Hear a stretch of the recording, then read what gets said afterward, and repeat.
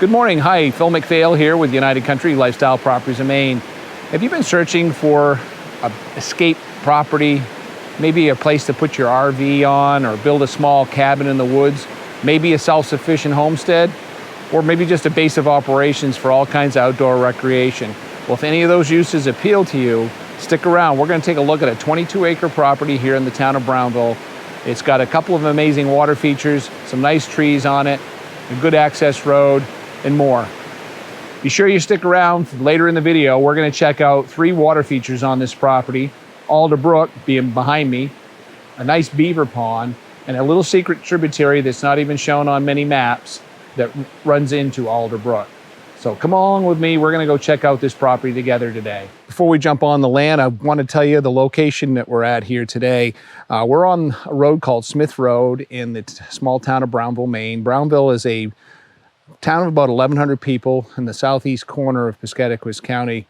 And this town is known for friendly people. The railroad station in Brownville Junction, the ATV and snowmobile trail system around here is amazing. Wildwoods Restaurants in Brownville, Maine. And other than that, there's more game in the town of Brownville than there are people, no joke. So we're about 7 miles to the nearest service town of Milo, where you can get building supplies, restaurants, grocery stores, and some other professional services. We're about 45 miles from the city of Bangor and a little less than an hour's drive. And there, you've probably heard me talk about this many times if you're returning to the channel, but that's northern Maine's largest city. City of Portland, Maine's largest city, is 150 miles south of us here, and Boston is about 254 miles, 4 hours and 20 minutes drive from the city right to this property. We're out here on Smith Road right now, and this property has about 1,700 feet on Smith Road, and Smith Road runs along the southern boundary of the property and then turns and runs through it. It is a common right-of-way for other landowners to use. Property fronts on both sides of the road in this portion of the land. It is a private road. It's quite rough. You can drive in here with two-wheel drive, but you want to have some ground clearance. It's not an ideal place to build your home, but a getaway cabin or a homestead that you don't have to drive in and out every day to work would be perfect.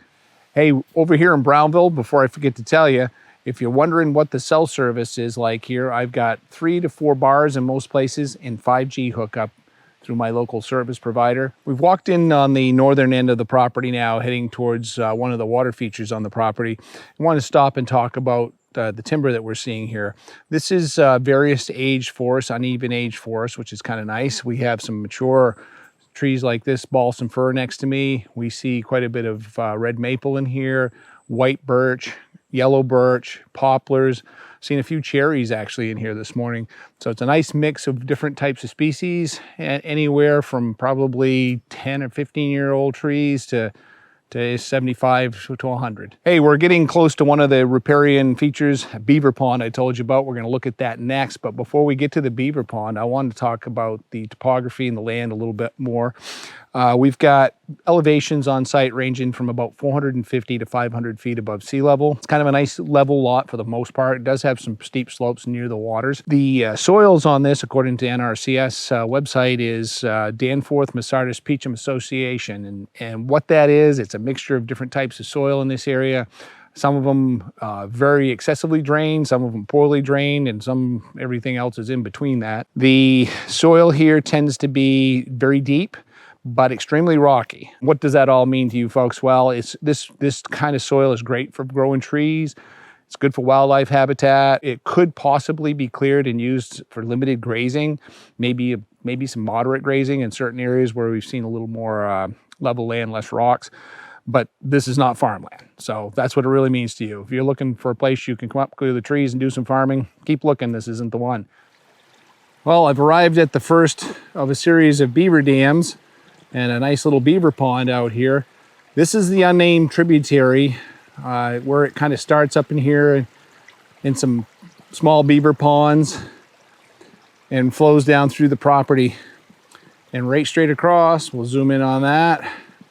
There's the Beaver's condominium right there. And I don't think he's paying rent, but he is doing a little bit of timber stand improvement along the edge of the beaver pond. Well, folks, while we take a walk over to the next feature of this nice little brook that's going to be running through this property, I kind of want to talk about the other points of interest in the area. We're just about 2.6 miles from the property to the boat landing on Schoodic Lake. And Schoodic, if you've never seen any of our videos before, beautiful 7,000 plus acre lake with miles of shore frontage. The lake is almost 10 miles long, a couple 100 feet deep. Besides Schoodic Lake, we also have Sebec Lake a little bit to the east, west of us. And that lake is, I think, nearly 5,000 acres and 150, 60 feet deep. Again, both cold water lakes with a lot of fish in them. The west and the east branch of the Pleasant River come together just north of us. And that's a pristine body of water. And if you've heard of it before, it's probably because it's the river that Gulf Haggis was created by the river, actually, cutting through the bedrock. The North Maine Woods Gate at Katahdin Iron Works, where there's a state historic site there, the old foundry where they used to make the iron there, or melt down the iron ore they got out of the forest. So there's a lot of things to do right nearby. And we've made our way over here now, and we're coming to that little creek, and we're going to stop and not fall in it, hopefully, and show you a little bit of what this looks like. Hey, we stopped along the edge of the brook before we got down to the brook, and I just wanted to show you there's a tremendous amount of partridge berries in here. And this is a very low bush that grows wild here in Maine, produces this little red berry, which is edible. However, it's right full of seeds and doesn't taste like much, so I usually don't bother with those. But it's a pretty little plant, nice ground cover right here next to that little creek. We've made it over to this little unnamed stream now, and this is the stream that flows out of those beaver ponds we were at earlier. This runs down through the property. There's nice land on each side of it, so if you chose to build on this, it would be easy. You could come in off of Smith Road, put yourself a driveway in on either side of this nice little creek. And this does eventually is going to run into Alder Brook. We're going to go down to Alder Brook, which is the bigger of the water features on the property, the biggest one, and check that out. Now we made our way down to Alder Brook now, and we're just north of where the secret brook kind of enters Alder Brook. And this brook is a series of fast-moving water, beaver dams, beaver ponds, and right now you can see one of the largest beaver houses I've seen in a while, just up above that dam behind me. This is wild brook trout. This is about all you're going to find in here other than bait fish. Beautiful stream. It eventually runs into the Piscataquis River. Well, folks, it's almost time to wrap up this video. Also, before I do, don't forget, like, share, and subscribe to our channel. Hit that notification bell down there and put on all notifications. You won't miss the next video that we put out. So what can you do with this property? Well, it's 22 acres, like I said, plus or minus. It'd be a great place to put a cabin out here in the woods. Great place for an RV. Park that here, just come up for the summers. Don't pay any property tax on the building, just your registration fee on your camper. Great place to hunt. Pretty much every species of game animal in Maine can be found in and around this property. Fishing here for wild brook trout in this beautiful little stream in Alder Brook, maybe up in the, keep a little canoe on one of those beaver ponds. You guys could do some timber investment in here. It's got plenty of firewood, so maybe you just want firewood for your cabin or your house. You'll never run out of it here. Build a little off-grid homestead up here. Keep your life simple. All kinds of potential uses, folks, but you call me and I'll tell you what else you might be able to do with it. Well, thanks for taking that walk in the woods with us here this morning in Brownville, Maine. I want to wrap up the video and thank you for taking the time to watch it. The property here is 22 plus or minus acres. We do have a survey of a portion of the property, and the price on this lot is $44,900. The taxes are less than $150 estimated per year. Property is in the tree growth tax program, and if you don't know what that is, we've got a couple videos out on our YouTube channel. You can watch those and understand more, or you can just call me and I'll kind of cover what that program is. We've got 2,500 feet of water features here between the beaver ponds, the unnamed brook in Alder Brook. We've got 1,700 feet of frontage along Smith Road. We're just about a mile in here off the pavement, so it is an off-grid location. Probably will always be one.